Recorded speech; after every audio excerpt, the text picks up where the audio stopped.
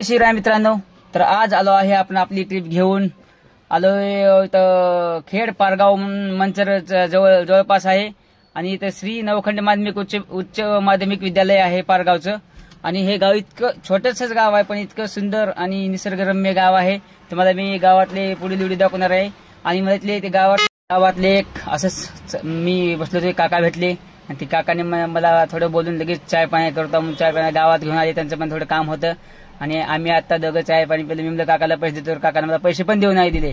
आणि राहू द्या म्हणजे तुम्ही आमचे पाहुणे आहात म्हणून ते काका हे बघा आम्ही आता पूर्ण गाव फिरते तुम्हाला मी त्या गावचं नकाशा दाखवतो. ओके, धन्यवाद. आता इथे मॅडम आहेत ना, बघ तेवढ्यांची माझी ओळख.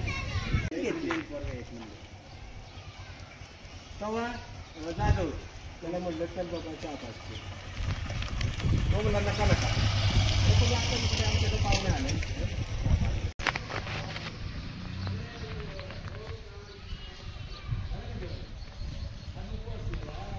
राघू भागडे, राधू भागडे, हा हे माझं नाव आहे.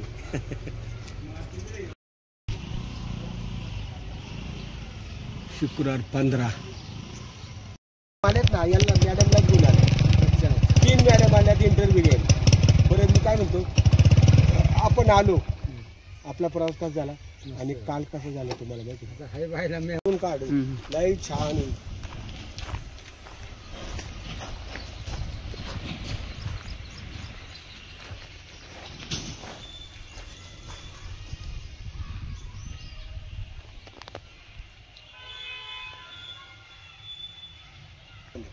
आणलाच मी सुंदर. असंच होतं काय वेळेला होतं. आपण कुठं आहोत?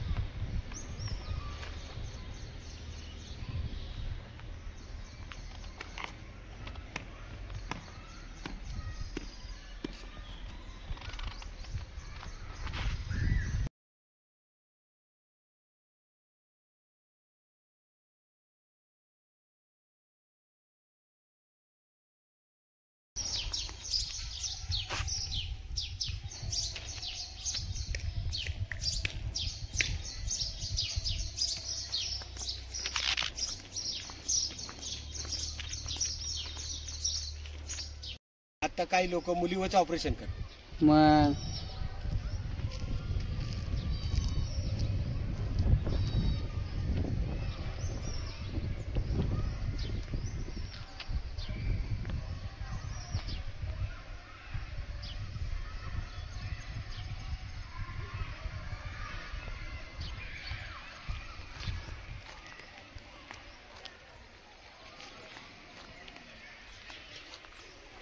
हे मंचर भागातला एक मंचर भागामध्ये येते हे खेडेगाव. तर हे इथे जास्त लोक भाजीपाला, थोडी जमीन आहे पण सगळे इथं भाजीपाला हे सगळं इथं करतात लोक.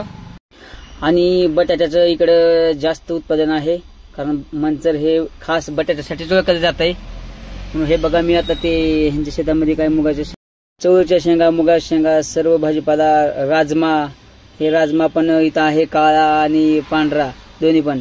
आणि हे राजम्याची तुम्हाला मी शेती दाखवतो. तुम्हाला ते ह्याला बीन्स म्हणतात बघा. इथे ह्याच्यावर थोडं रोग पडल्यासारखं वाटतं, थोडं काळं दिसते मला. तर हे यांची अशी प्रकारची शेती आहे. ब्रेक फेल झाला आणि गाडी 5 पलटी खाय.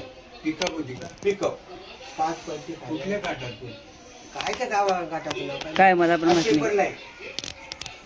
सकाळी झाले. अहो काल झालं तर 10 बाया मेले आणि किती जण हॉस्पिटलला आहे. काही सिरियस आहे, मुलं नाही आणि माणसाला नाही पण लागलं खरं. चाकण भोसरी काय कुठली गाडी होती सगळी आपल्या तिकडची गावाला येतो. इकडे बघ दर्शनाला येतो. तिकडून आलो का घरी चाललो का बसा चहा पाचतील. त्यांना तुमच्या की प्रेम आहे म्हणून ते समजत ना. आज कसं म्हणते कोण बी एकमेकाचं माणूस होय. माणूस की शेवटी कामाची आहे. पोलीस पाटलांचे भाव होय. इज्जत द्यायला पाहिजे. आमच्याकडे कसं आहे माहिती का, इकडे बघ वंश परंपरा पाटील की. बरोबर. माझे पंजोबान, आजोबान, वडील, आता भाऊ होते, चुलत भाऊ. बरोबर. गावात काय म्हणलं कुठे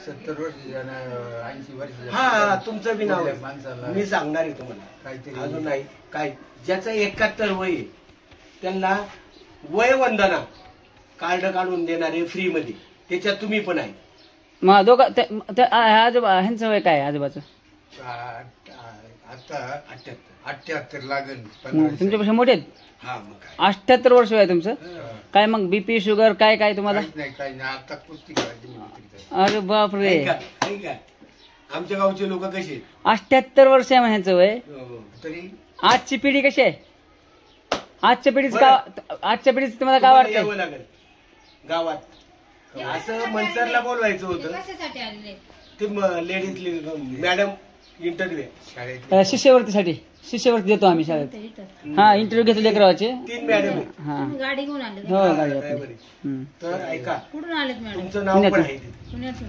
तुमचं गाव कोणतं मी तुम्हाला सांगतो माझं प्रॉपर लातूर आहे पण मी राहतो ह्यांच्या जवळ आणि आलं का धारीमध्ये सांगितलं मी तुम्हाला माझी गाडी आधार कार्ड ह्यांच्या ऑफिसला आणि फोन बाहेर स्कूटी पण घेऊन जातो घेऊन यायची ह्या पुणे जिल्ह्यामध्ये जेवढे शाळा नाही अशा कार्ड मिळेल त्या शाळेमध्ये जाऊन आम्ही इंटरव्ह्यू घेतो आणि गरीब लेकर असले त्यांची काही सुविधा नाही त्यांना शिष्यवृत्ती देतात खर्च त्यांची इंटरव्ह्यू घेऊन पैसा नाही आणि गरीब फ्री मध्ये गरीब फ्री लोकांना नाही काय आणि नरेंद्र मोदी गरीब लोकांना काही नाही पण शाळेसाठी आहे ना हे शाळेसाठी आहे गरीब लोकांसाठी नाही गावासाठी करत नाही कोण ह्या शाळेसाठी ती हे नाही एक त्यांचं परिमल फाउंडेशन म्हणून आहे ते फाउंडेशन तर्फे ते चालू आहे असं मला आले आम्ही गरीब आहे मित्रांनो ही आहे बघा सगळे तुम्हाला फुले पांढरी लागलेली दिसते ते बटाट्याची शेती आहे इकडे सगळ्यात जास्त बटाट्याचे पीक घेतले जाते आता काकासोबत भरपूर आमच्या गप्पा गोष्टी झाल्या मग मला पण असंच कुणातरी गावात गेस काहीतरी मी व्हिडिओ बनवण्याच्या नादामध्ये म्हणजे थोडं कोणाला बोलत वगैरे हे काका मला भेटले आणि ह्यांच्याशी आज भरपूर चांगला संपर्क झाला काकांनी भरपूर गावातली माहिती सांगितली ती पण उच्च शिक्षित आहेत आणि हे त्यांचं घर आहे तिकडं त्यांनी एका शेतामध्ये आताच ते नवीन घर बांधलेत काका पण शिकलेले आहेत त्यांना पण नोकरी होती कुठतर बाहेर तर धन्यवाद माझ्या लाईक शेअर आणि सबस्क्राईब नक्की करा